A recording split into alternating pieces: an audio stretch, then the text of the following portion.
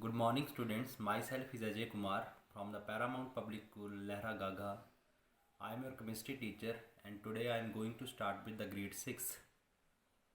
Today we will discuss about the lesson number 1 of chemistry, that is lesson number 1, that is introduction to chemistry. The first topic of this lesson is science. So what is science?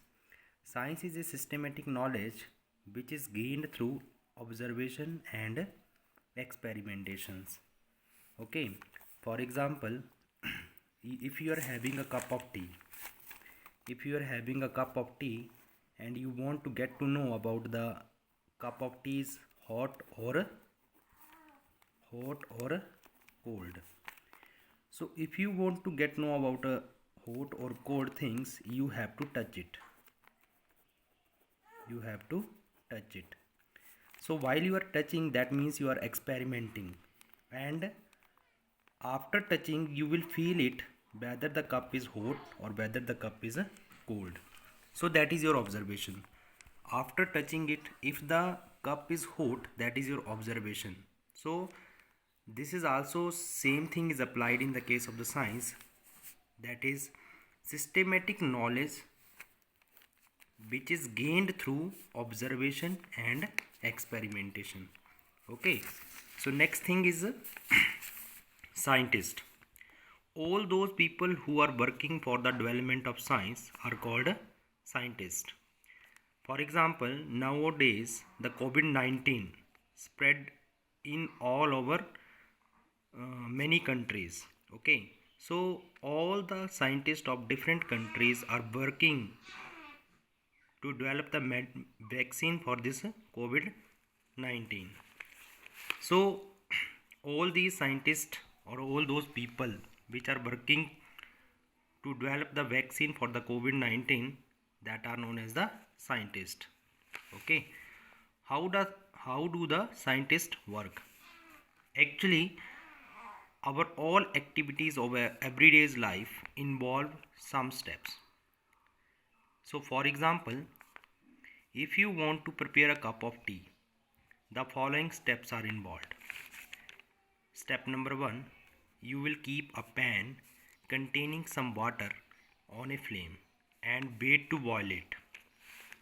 Step number 2, you will add some tea leaves in the pan. Step number 3, you will add some sugar in it. Then step number 4, you will add some milk in it. Okay, after that, adding all these ingredients in the pan, you will wait for to boil it. Then after some time, the cup of tea will be ready. So these are the 4 steps which are involved in preparing the cup of tea. Similarly, there are so many activities in our everyday's life which involve the following steps. Similarly, all scientists follow some steps, and all these steps which are involved in any experiment. For example, to develop the vaccine, to develop the new technologies, okay, to develop the new medicines, whatever the experiment has been done by the scientists, all these experiment contain some steps, and all these steps which are involved in particular experiment, that is known as the scientific method.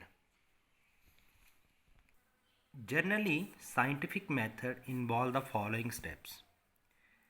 First step is identifying the problem. First of all the scientists will look over that problem which cause some diseases, okay, or some problem.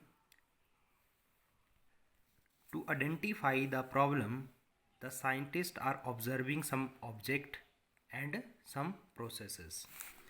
Then second step, collecting information about the object or that process. Now, after identifying the problem, the scientist collecting all those information which are related to that problem from the different sources. Like that source may be books, journals, experiments, etc. Okay, so this is the second step of the scientific method. Now the third step, that is identifying the trends in the observation. You know that in the second step we have collected the many informations or different information from the different sources. In the third steps we are collaborating all these information in a single set. Okay, so after collecting the information from the different source, scientist looks for any relationship, similarities in the observations. That means scientists are collaborating all the observation which they have collected in the second steps.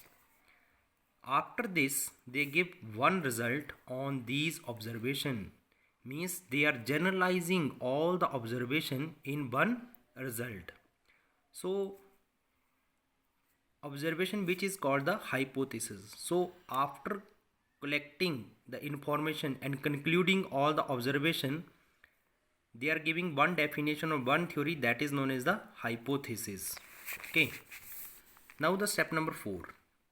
So testing the hypothesis. In the third step we have generalized one of the hypothesis. So once the hypothesis generalized, scientists perform many experiments for the truthfulness of this hypothesis. What does it mean? That means whatever the hypothesis we have framed in the step number 3, that they are checking in the step number 4 what is the truthfulness of the hypothesis. So for this they are performing many experiments to check whether the result they have obtained is correct or not.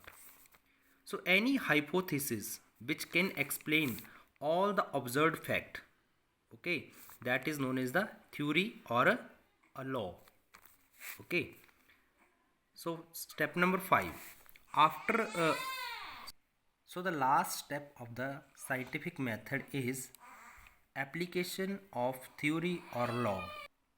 Once the theory or law is developed in the step number 4, it is then used in the different experiments and the development of science in the different fields. That means whatever the theory we are generating from the hypothesis, that theory or law can be used in the different field of the science. For example, in the automobiles, in the medicines, in the what you can say that spacecrafts, whatever. So okay, so whatever the law and theory has been discovered or developed from the hypothesis, that is used in the different field of the science. Okay, so this is all about the topic number 1 of grade 6. Now I would like to give you some homework related with this topic. So first of all, what is science? Second, define scientist. Third, what is the scientific method?